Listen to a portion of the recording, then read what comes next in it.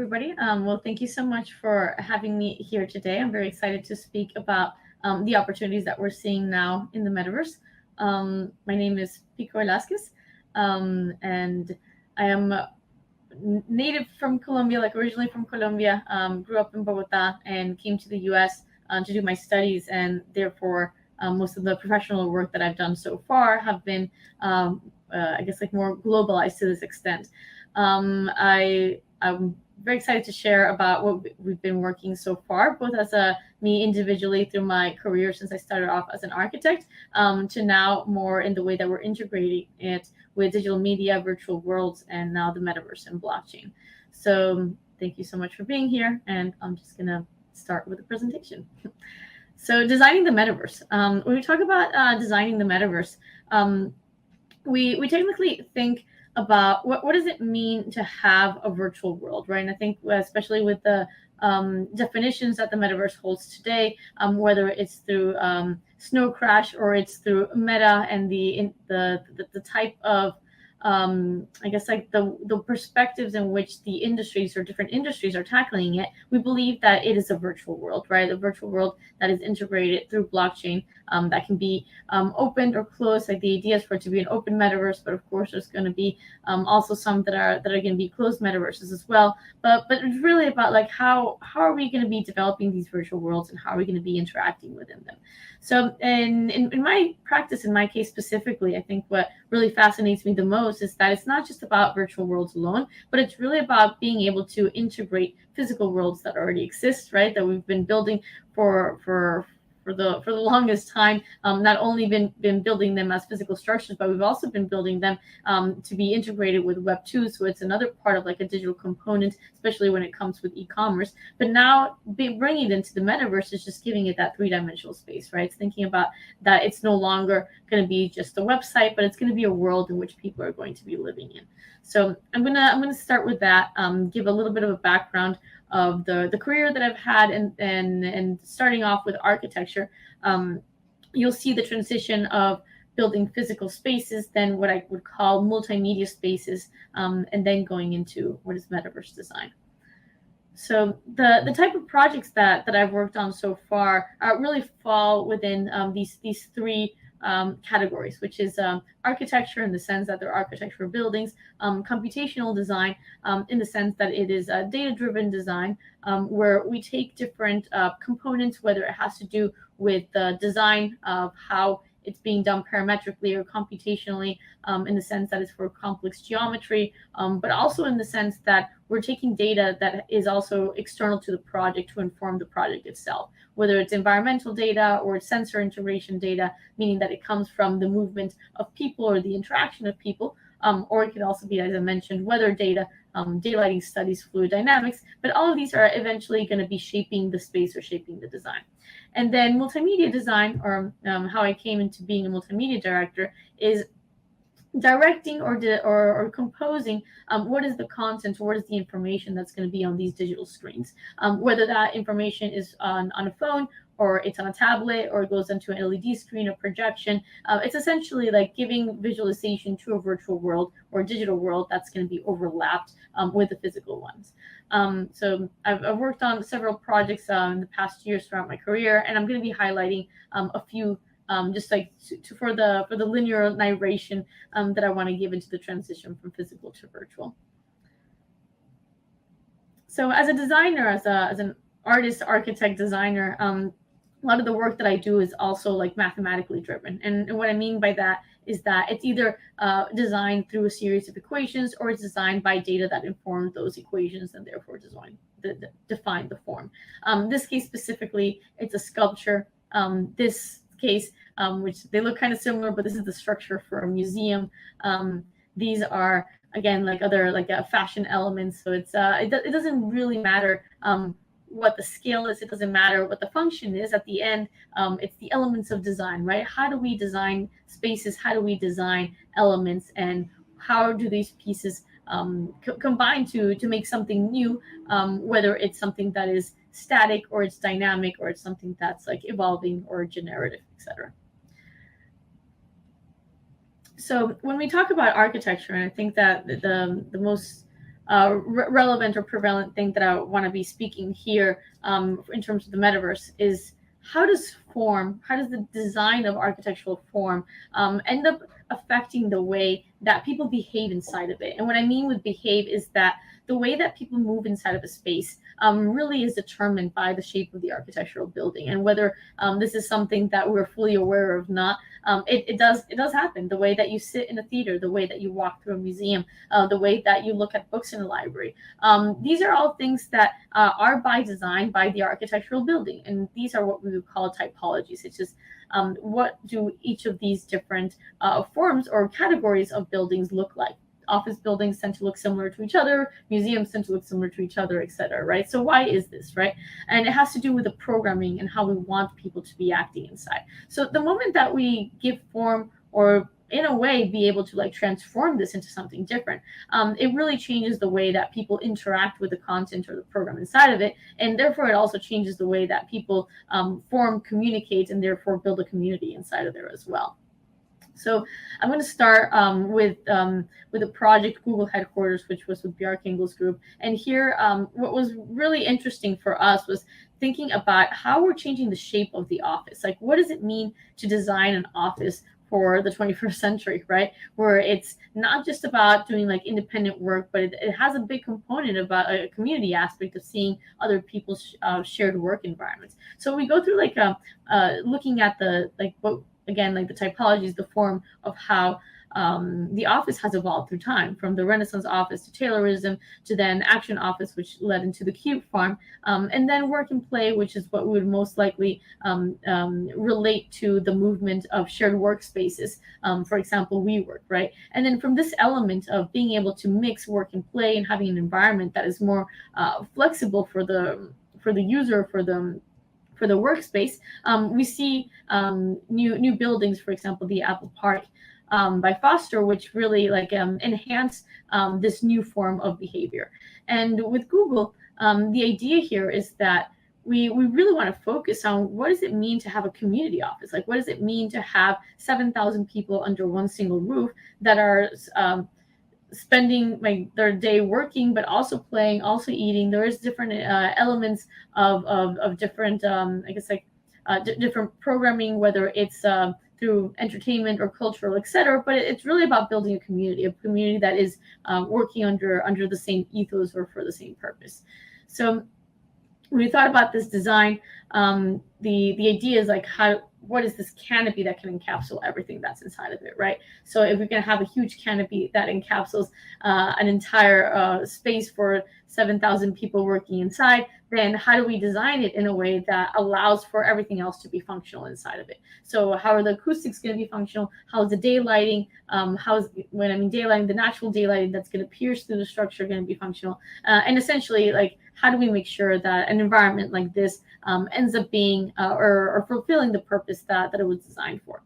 So this is where parametric design or computational design fits in the sense that it's no longer about just like designing a unique piece, but really understanding what are the parameters, what is the data that's going to be informing the shape of this building.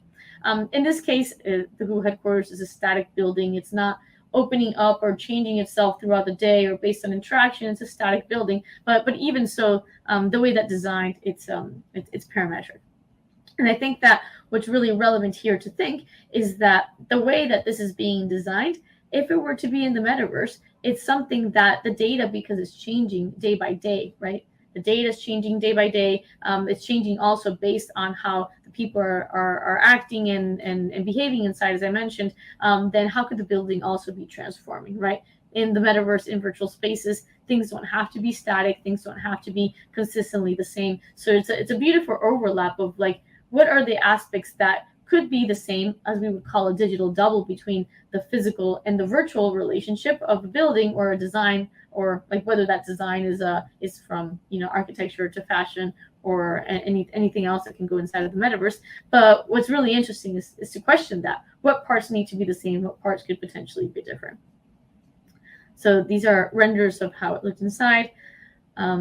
And then this is the process of construction. It's been under construction for the past like 3-4 years now.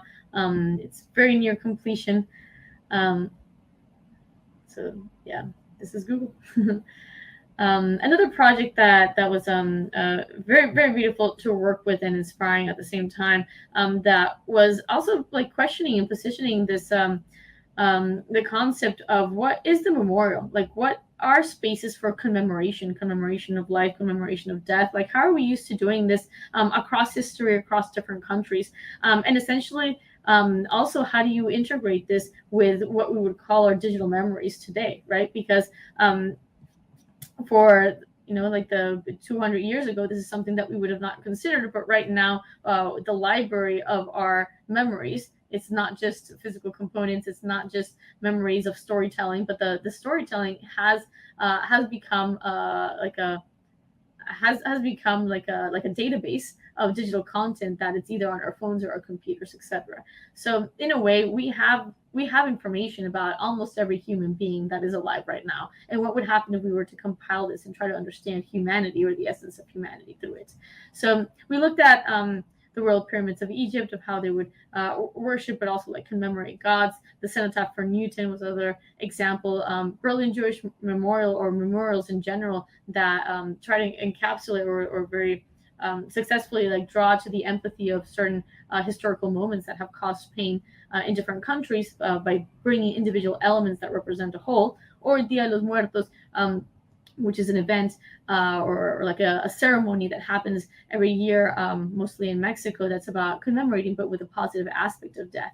And Burning Man Temple is another great example. And I think this one was the one that really kind of triggered us more, which was that in the Burning Man Temple, inside of it, you're not only just seeing names or potentially just seeing like tombs or like elements that are elements that are I would say that are similar between each other, but that still represent a whole. In Burning Man, the temple has elements that are very unique to the individual, in the sense that they're letters, they're objects, they're memories, specific memories of the people that they want to commemorate or that they want to leave a message to. So we think about this also of like, what does it mean to have a collective memory? A collective memory that could be virtual, could be digital. We think about the Matrix architect scene where Neo gets to see multiple versions of his life from different perspectives, or X-Men Cerebro, where he gets to connect with multiple people simultaneously. And Digital Afterlife and I Remember. So like, there's so many different apps and experimentations of like how we can hold these digital memories together. So for Elysium, which was a project done with Big as well, for the founder of Cirque du Soleil, we wanted to turn this into a museum, in which it was a museum of human lives that would have the physical but virtual component of what this shared experience would be. So the way that it's designed is a double spiral sphere projection, like projected over a sphere at different layers. So like you get to walk in one continuous shape that leads you to the top, and then it unveils itself and you walk in a parallel path that leads you to the center core of the building, which is a more shared experience. And what's really interesting about this is that when you look, or when you think about how most museums or libraries are designed, except for the Guggenheim, which the Guggenheim was definitely in New York City a great example, a reference of what we're working. They tend to be the like subsequent adjacent spaces, juxtaposed spaces that you walk into, right? So there's a very specific narrative that you go into different rooms, you get to see things on the wall, so it's just like a subset of rooms. Here, same as the Guggenheim with other digital components, etc. The idea is that you want to have a continuous path. It's almost like going to the museum or going to this memorial to the Elysium is one continuous journey. So like one continuous journey that you go through the path experience, and then when you come out with a different mindset. So as you're going up, this is how it looks as you're walking through what we would call the library of lives. You get to see these different beacons that you can take out and see individually if you wanted to. And then there's an area in the center, which is the part where it all comes together, which is the ceremonial dome in the memorial release. So the ceremonial dome is the more shared or communal experience where people come together to commemorate a certain event. And the memorial release, it's a more intimate moment where at the end of the whole experience, each user or yeah, each participant gets to leave a message of how they feel, what they dream, what they felt. And I think that the beauty about this is that it's no longer about just designing a static building where you go in and out and you don't have like that presence of the human experience. But here there's a recording of it, and at the end of the day you end up with all this like beautiful recording of the thousands of tens of thousands of people that walked there and learned or had yeah had something that they want to share to the rest of the world. And at the end of the day, that message gets released, the memorial release, and a new day begins with a blank canvas. Samsung, which is another project that continues to push in this direction, right? As we're talking about multimedia spaces and how these two combine. The Samsung, which was designed by Kenzo Digital, is more around the essence of really presenting you with your digital self or with your virtual identity or digital identity. So when you enter this building, it's a small installation with mirrors that looks infinite. So it's an incredible experience as well when you talk about or when you think about immersive experiences, right? That you're inside of it instead of looking at it. There's something very powerful about this. You plug into your Instagram and you're all of a sudden surrounded by your virtual self. So this confrontation is something that, as an installation, really provides an opportunity and not only like an incredible experience, but really about understanding who are we creating with our virtual identities, who is the type of person that we have become in a way, because we used to think of it social media as something that was happening parallel to our lives, but right now it's sometimes even more predominant what we do in like what we do through these applications that we do in our physical lives, and how it affects us and how it affects our workspace and how it affects how we position ourselves, whether we're becoming ourselves brands or not, but it's how we position ourselves to a global audience. These are all photographs, which is very breathtaking experience that was done in different cities around the world.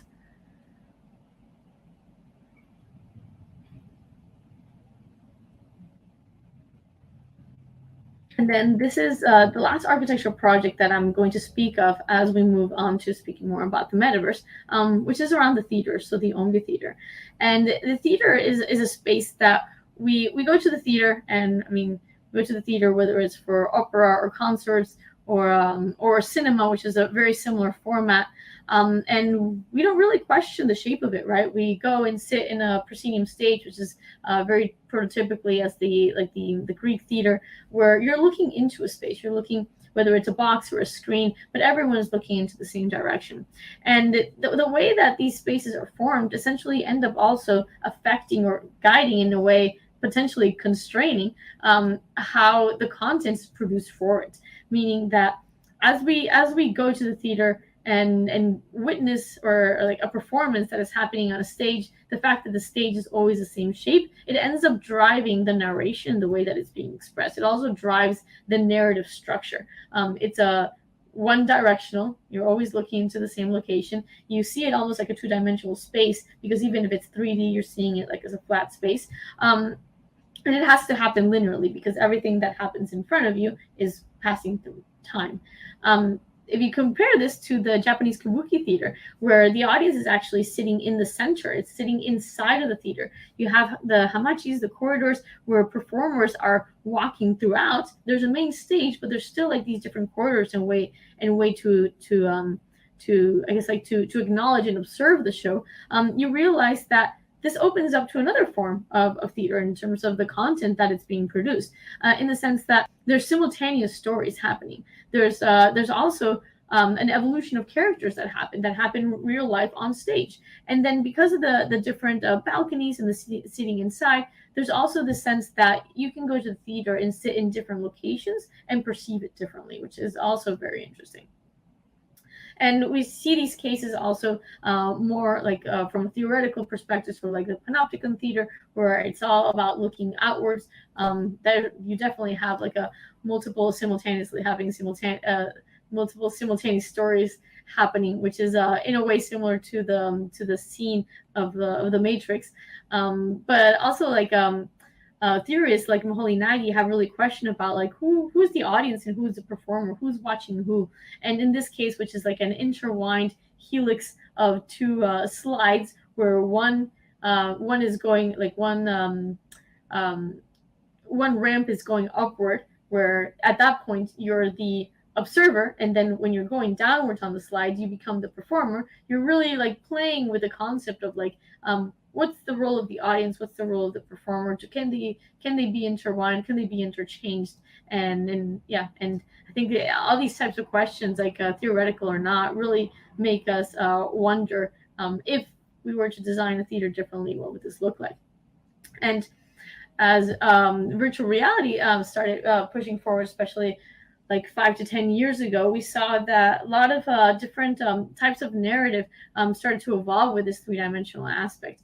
And whether it's projection mapping in spaces, what we would call location-based entertainment, or whether it's more inside of VR, you could see like different films and different narratives, whether it's from gaming to other forms of entertainment that were posted inside of there. There's something like really interesting about thinking that you're inside of the show instead of looking at it.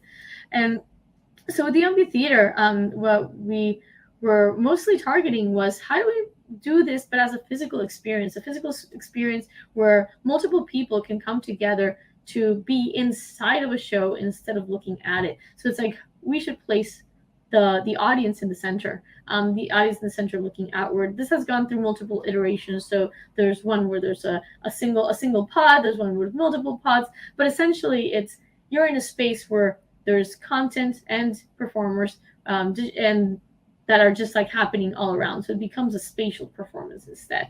The idea of having digital content, of having LED screens or projection mapping as digital content around, also give this the essence, or the I guess like the most important part about the experience in VR and digital media is being able to have it be consistently changing. So like a dynamic content that is changing through the story, which is a lot more exhilarating than it is to watch like a traditional theater show where it's not. And you can see in theater right now as well, especially you see spaces like Broadway that have incorporated and concerts as well that have incorporated LED screens for this reason. And in the amphitheater, having it full surround 360 on the floor and on the ceiling, what that also produced was the opportunity for you to create infinite spaces. This idea that you're inside of a space that could potentially like expand and contract and really make you feel like you're a part of it, and again, not being framed by the LED screen. So these are images by Team Lab, but that really showcase that although it's flat screens and it's not like an actual 3D virtual environment like you would have in VR, it's still a very powerful experience to be inside of it. So with this new type of theater format, and this is where we go down to like really breaking down and understanding typologies and how new forms of architecture, new forms of design can really change and evolve different forms of programming or of industries in general, is that 360 projections make it immersive content that is dynamic, ambisonic acoustics, meaning that the acoustics are also spatial. So it's like, what does it mean to create these environments where the sound is moving around the space and not just like only coming from a single direction? Smart tracking technologies, whether it's a combination of only the performers and the audience, or it's also the digital content that is being connected to it. But it's really about understanding like that, what's that relationship of interactivity between all the different parties that are in the space, and how essentially it's not about pre-choreographing or predetermining where movement is going to happen or how lights are going to move, or, like between like the movement or the performance and the lights and the digital content. It's not about timing it and consistently doing exactly the same steps, but it's more free form of however the show is going to evolve, everything else can adapt to it. In a way, every show will be unique based on this because there's different types of interactions. The audience will behave differently, and maybe the performers do as well. So how beautiful would it be if every show using the same like the same underlying infrastructure of how it's designed, it still ends up being a different performance just because it's data driven. And then the 360 rigging is this idea that why would you have the performers only on the floor? give the opportunity for them to also be flying, to be walking around the walls, and like really turn it into a spatial experience.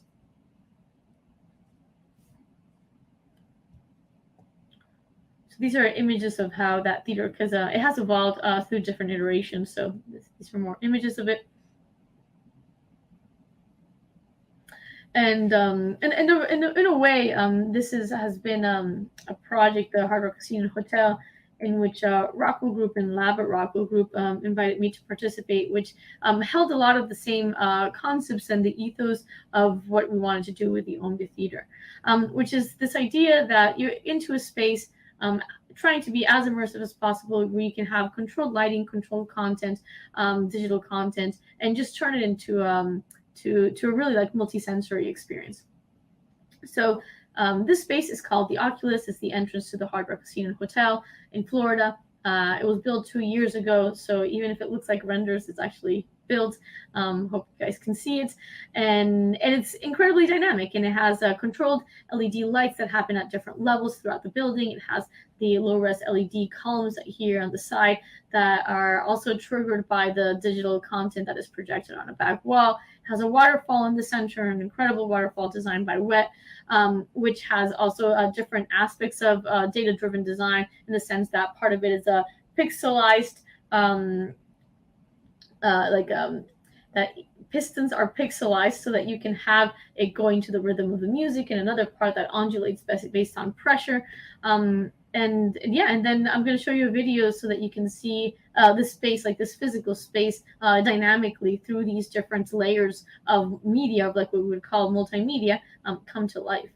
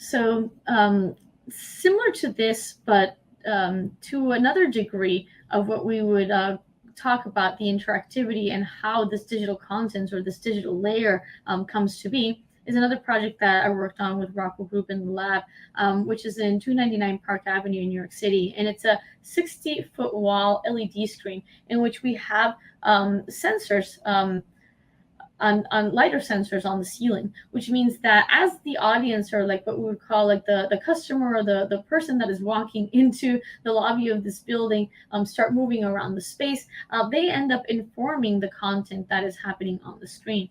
So this piece in particular is called Bloom. I worked with them on 3 different pieces: Bloom, Horizon, and Spectacle. But this one in particular, what was very beautiful about it was that it was this continuous evolution of blooming of different species of flowers that would just be changing color, like all very gradually, very subtle. So changing colors, changing size, blooming, dissipating. And what was really interesting was just being able to see how that slight transition made the canvas, or this painting, what we would call like a new canvas of art, was really feeling that it was alive, that it was like this organic evolution that was unpredictable, that like not even me as the main artist could even predict how it was going to look every day, because essentially what were the parameters that put it together was a randomized color set that would be chosen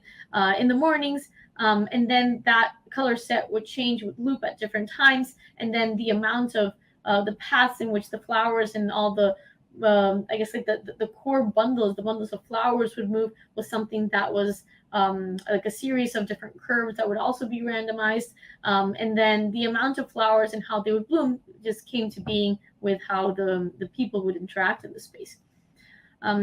So this like really like when we break down how we're designing content, virtual content, digital content, I think what very important thing to consider is that all of these things are dynamic. Like when you design a physical building, like unless you build it all with LED walls or projection mapping like we did for the Oculus, things are static and they're going to be like a predetermined in a certain way. But here, everything can change, and I think that's the beauty about working in digital and virtual environments, is that you can really have like these, what we would call like these dynamic transitions, right? So it's like a continuous transformations that can be caused by factors that have to do with the audience, with the artist, or with the environments that it's surrounded in. So these are, for example, some of the assets that we had in the space. So the from the different species of flowers is one in particular, but as it passes through time, it changes colors, right? And there's just like something really interesting to see that even if it's exactly the same position and the same assets, changing colors like really changes the experience. So just imagine that in a virtual space, you have the opportunity to change shapes, to change density of spaces, to change colors, to change textures, to change. I mean, things can be dynamic. There's just so much that can happen.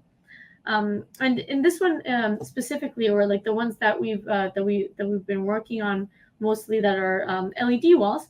What happens here is that we're talking about different layers of interactivity, right? So the background is something that happens with, especially with color hues, but then the midground is where all these the major elements lie, and this is all built on Unreal or Unity, so it's like gaming engines that can manage content real time. And then the foreground becomes something that is lighter, more like a particle system that is easier for gestures and effects.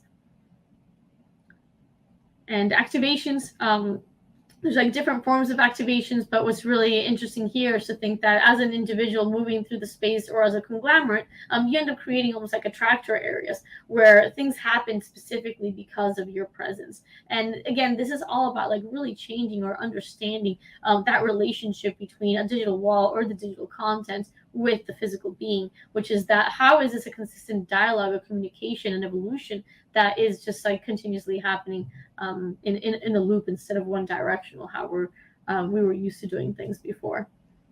And the same goes with sound, in the sense that when we talk about sound, not only that sound can be interactive, but we talk about sound as a space that is that it takes on like the volume of the space instead of like only in one direction. Like you really are able to play with the transitions and the I guess like the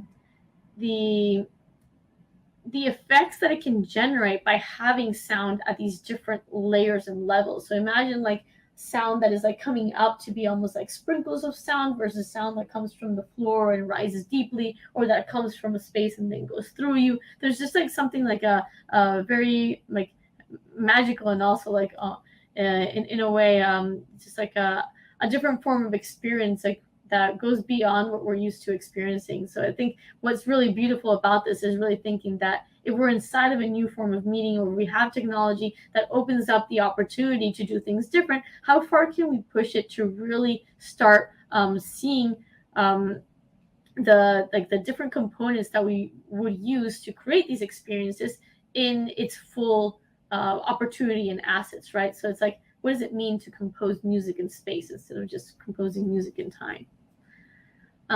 These are images of 299 Park Avenue and the flowers. Some of the flowers blooming and how they change depending on interaction. So I'm going to speak now about virtual worlds, and the transition to this is mainly around that when you're designing, like I mentioned, the digital content on these walls. What's really fascinating is that element of interaction, right? So it's like the more detailed that virtual world can become, the more it becomes like a very intimate, but also, like we said, dynamic relationship between the audience and the digital content. And what's interesting to think is that the virtual world, in this case, for 299 Park Avenue for Bloom, was a single world that was not inhabited, right? So the virtual world only had flowers. There wasn't other users that could access the virtual world.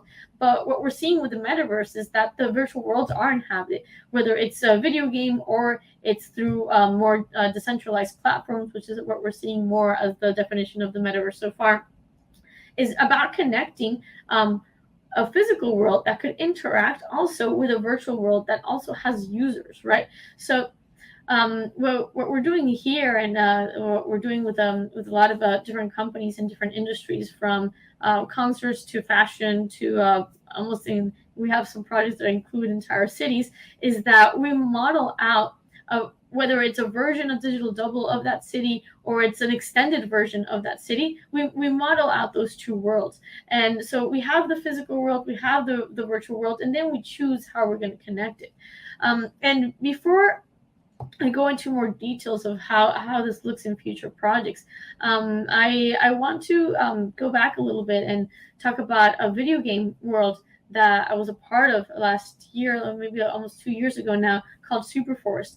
And this one, it was really impactful in the way that they are merging the physical and virtual worlds. And I thought that it would be inspirational for people to hear, because this really highlights the difference between just creating entertainment and being able to use entertainment for the sake of something bigger. So in this case, is entertainment in the sake of education and environmental impact.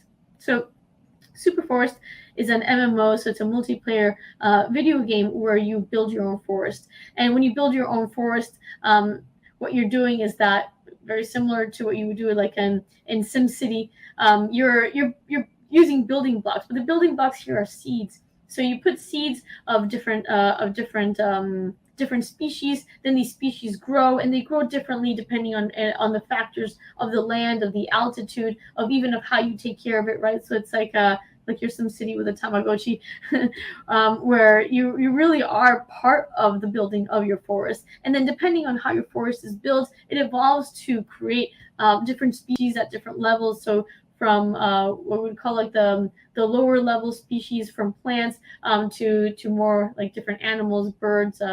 We even have spiritual animals, like a spiritual jaguar that you'll see in some of the photos, etc. So it's it's really beautiful to think that a world that is as immersive and as gamified as something like this actually has a bigger purpose, which is that it's an impact platform where it's all about reforestation. So every time that you're planting a seed, you're actually not just planting a seed in the virtual world, but through these different NGO partnerships around the world, you're planting a seed in real life. And you get to track that impact, and you get to map out and be informed of how the trees that you're planting in real life are also growing and are also developing biomes for different species globally.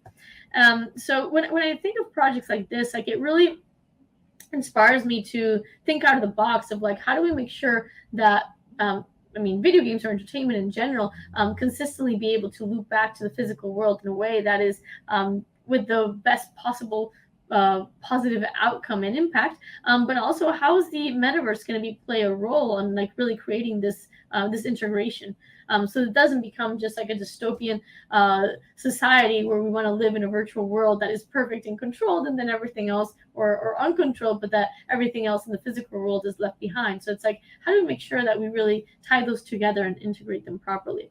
So when we look at the metaverse right now, I think it's really important to understand where it's coming from, how it's being built, what are the underlying like the underlying infrastructures and applications that led to this moment. So we can categorize this, especially in three forms. There's obviously more things that have affected the space, but we can say that group calls and chats, especially during COVID, the fact that people were having from business meetings, and we still do today, but from business meetings to social dinners, etc., online on Discord or on Zoom, this was a big underlying factor of how we're building community online, and community in the sense that it's real-time community, right, which is very different from the type of community that we build on social media, because it's not happening at the same time. You leave a message, you like something, but you see something later, right? You're not all at the same time, unless it's an Instagram story, and then Instagram live and what we're seeing in other platforms have also come from the evolution of these different group community chats, etc. Then the other aspect of it is virtual worlds, and virtual worlds mostly attains to video games. Like now we're seeing virtual worlds, like we said, the decentralized virtual worlds, which is mostly Decentraland, Sandbox, Spatial. There's a lot of different companies coming up in this space. But what's really interesting here is that all of a sudden virtual worlds, especially like in Fortnite and in Roblox, weren't just designed to be played. Like they're not just designed to be mission driven or conquest or quest driven like you would see in most video games, like especially these big MMOs like League of Legends, etc. But it's really about being able to also create a community and have social events inside. So during COVID, we also saw that Fortnite hosted concerts, which were incredibly successful, that were mentioned a little bit more afterwards. But this, and the fact that in Roblox you would see even schools performing classes and like also building a huge educational component to it, is that there's something about people being able to use a digital avatar to connect with other people. So it's not just about connecting in a two-dimensional way or two-dimensional screen like we have in social media, but it's about connecting in a spatial format, where the distance that you have between users and users and players, between each other or in groups, etc., plays a role. And also the fact that it's interactive, that you can use your hands, you have different ways of expressing yourself. All of these are just extra layers that started building into like, how are we creating these, what we would call like these social spaces, or architectural spaces, in which the metaverse is gonna evolve from. And then the last part, as you can imagine, social media is obviously a huge component because it connects us to the world, and that's something that had not been done before, right? We were not used to being able to communicate or connect to people that we were not physically being connected to. So social media like really opened up that door to being a global platform where anyone and everyone could connect to whoever they wanted to, and to follow in different formats these celebrities or these institutions, etc. So all of this combined with many other aspects you can imagine, from the narrative storytelling that's going to be coming from film, etc., is what is laying out the spatial component, or like the design component of the metaverse.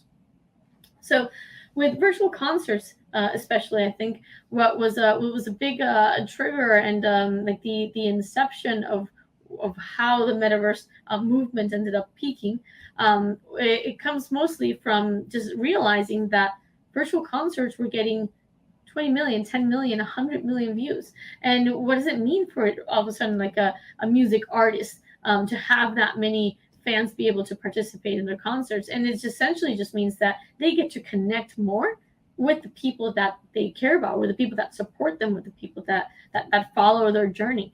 So if an artist, obviously there's like a monetary component that is interesting for a lot of people as well, but essentially, like, if an artist, if a company, if an institution, if a person, individual can connect with multiple people simultaneously in the tens, if not millions, whether it's as a single space or as through different shards, and that's something that technologically is going to continue to advance. But it still allows for as I mentioned, like that really, really intimate component that is a global intimacy that didn't exist before.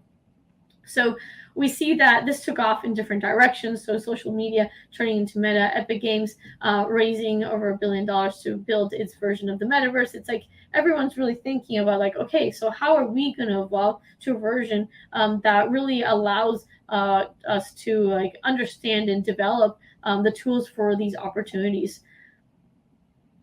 So we see that the way that these opportunities have rise have really gone across industry. Mostly fashion and art, entertainment are the ones that start the most, but you'll start seeing that education, health, and other spaces are really trying to tackle this as well. So we're seeing mostly four pillars of what are we calling like the shifts that are guiding us to the metaverse. So there's a technology shift, an experience shift, a creator shift, and a consumer shift. The technology shift is that underlying technology, blockchain, NFTs, and Web3, the fact that it's open code, the fact that it's decentralized, that it can have interoperability between the ecosystems. It really allows the opportunity to create new models for economic and data structures. And in this sense, especially as we can see through NFTs and art, it really shifted the game between the relationship between the creator, like the artist, and the buyer or the collector. And this is something that stands as a as an incredible proof of concept of the power of blockchain that isn't just for economical purpose, but also in terms of social and community building purposes. The experience shift, and this is something that we have spoken before, but it's the experience is changing, right? The same way as VR changed experience, same as gaming changed experience, and film in its way, in its time also changed experience. The metaverse is really creating a new form of being able to have to have absolutely anything that we want to have inside of it, because in this case it's not just entertainment or education, but it's really or cultural, but it's really about to tackle absolutely every industry. So we see this as the convergence of gaming, social media, and other platforms combined. So what's important here, especially, and this is something that that you can see a little bit, like again, like when we're working on physical projects, and a lot of the projects that I worked before, like there's a vision, but not everything is able to be executed. But what we mostly see is really being able to have that interaction. And I think that's something really important for the experience shifts, is that people want to have spaces, want to have experiences again that are personalized and that are customized and they're interactive. So it's not just about, we were talking about it of the theater of like passively viewing it an experience, but being able to be inside of it and for it to adapt and to change based on how you behave. The creator shift is that creators like artists and brands, including companies, they want to diversify. And obviously, as technology moves forward, each industry adapts to new forms of connecting with their customer. And in this case, obviously, blockchain has opened up a lot of new doors with NFTs. So new mediums and technologies, we say, bring new types of products. And this type of new products is something that we're seeing right now. So like, what does it mean for there to be virtual or digital products, right? So especially for companies like fashion brands. So it's like, what does it mean to have a virtual dress, or and is it connected to your physical dress, or how do these two relate? And then the consumer shift, this is where I think I find it interesting in all perspectives for sure, but I think one of the most interesting ones for me is a consumer shift. The fact that the communities, the fan, the customer, whoever is the person buying, collecting, or being a fan, is not only more connected to the product or to the artist that they're buying into, but they become part owners. They're investments. They're investing in. It's like your time is no longer just used for advertisement,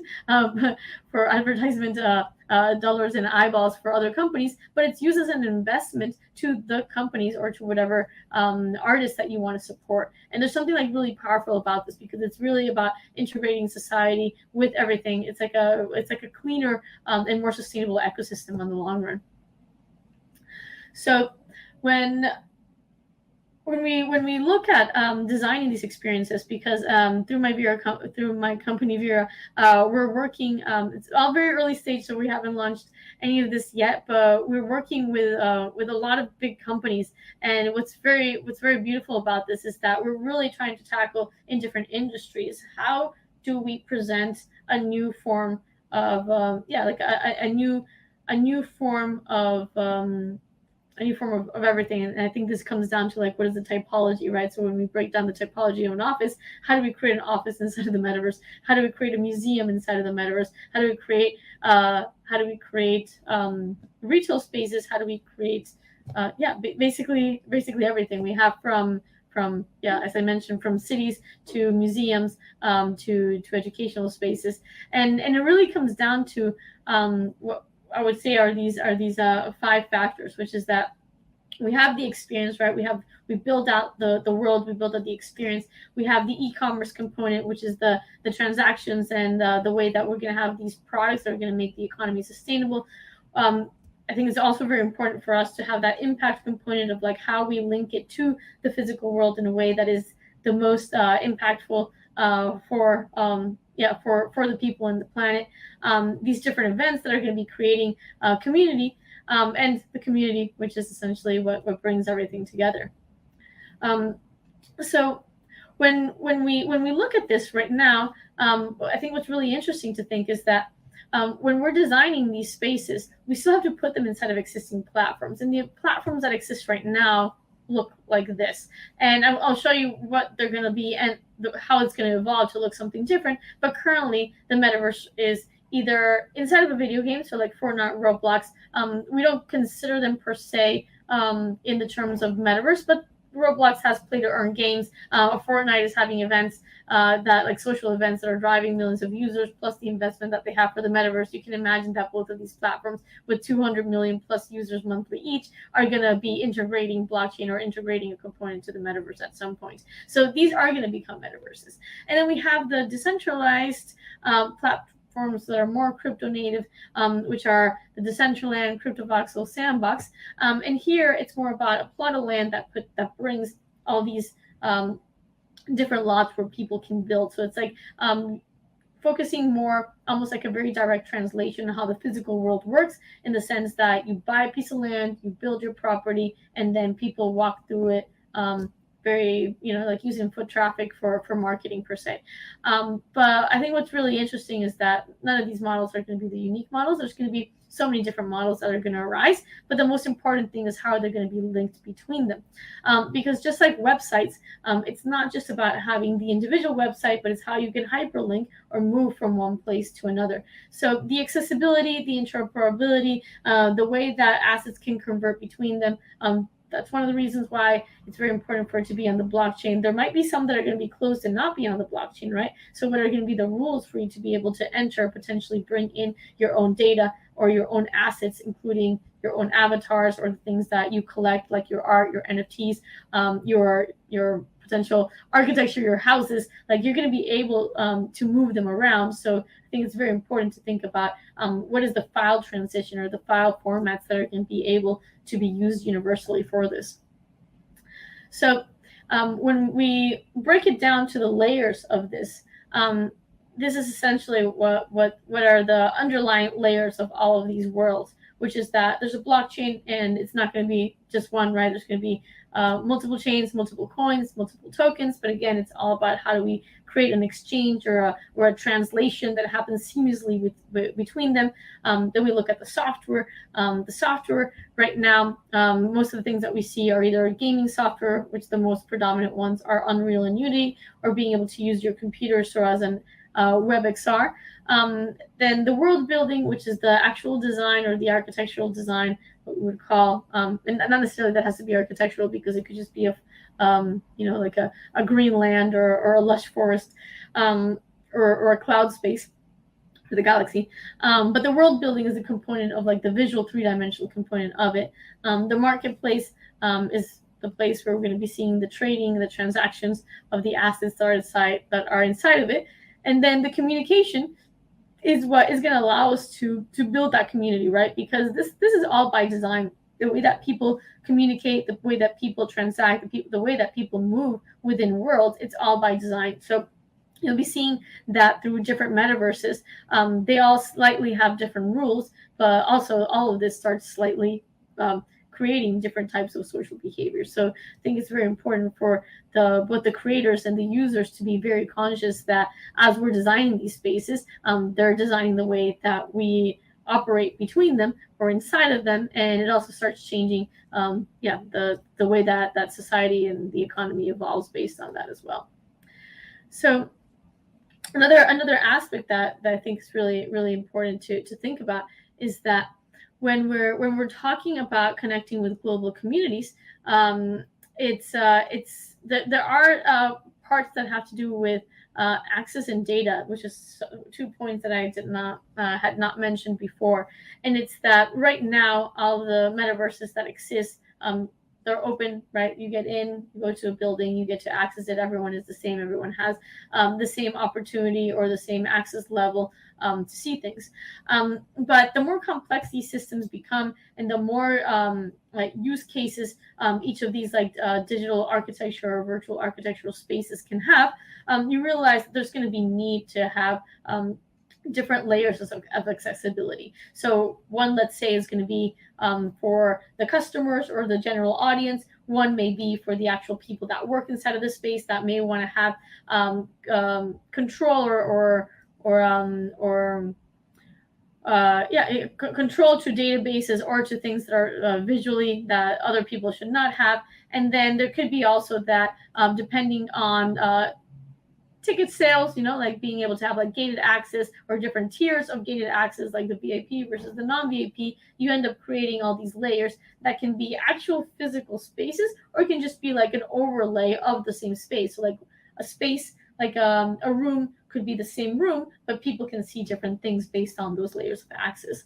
And then the last component here, which I think is important to highlight, is that top layer, which is of data. Like data is very important. Data is being tracked, and that whether that data belongs to us or belongs to the platform has to do whether it's centralized or not, and other components as well. But I think what's really important to think here is that all this data that is being collected and used is going to potentially and hopefully benefit the experience. So it's very important to as a platform designer, but also as a user, to be very conscious of what is being collected, how that data is being used, and how we could use it in the more ethical way possible. Here I have 2 slides which basically just break down the examples of this opportunity, right? Which is that when we're creating this intersection between digital and virtual worlds, we're really allowing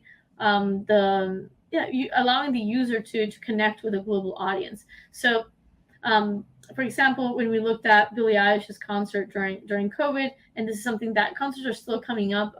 It's a little bit different right now, as all the platforms are more under development than the process of development. So you see less virtual concerts than you did during COVID. But Billie Eilish had almost 70 million fans that she reached, which accounts for 90% total of her social media followers. And when you look at the concerts that she does in the physical space, approximately 1 to 2 million fans get to attend because of the amount of seating for each concert, because of the physical location. There's just a lot of constraints, right? And then the second part, which is this attains a little bit more to the model of Superforest, is that how can we use also the tracking of different data sets that have more to do with sustainability, with carbon credits, with even sustainable rewards, be something that could play a part into the metaverse. And I think that the more conscious driven we can be in our design and the different aspects that we want to track, I guess the better opportunities there are to do greater things for the world. So imagine if by planting virtual trees, we could rebuild an entire forest. So just to conclude right now, and this is more of inviting everyone in a very inspirational way to be a part of this movement, because as you know, the metaverse is very early, still in the very nascent years of its time. This is an opportunity for all of us to play in whatever industry we are, an important role in designing it and building it. So we shape our tools, and then our tools shape us. So there's a good amount of responsibility, but in the best way possible, also of creativity of how we want to do this. So we are inevitably all part of designing the world we live in. So let's design the metaverse together. So thank you so much, everyone.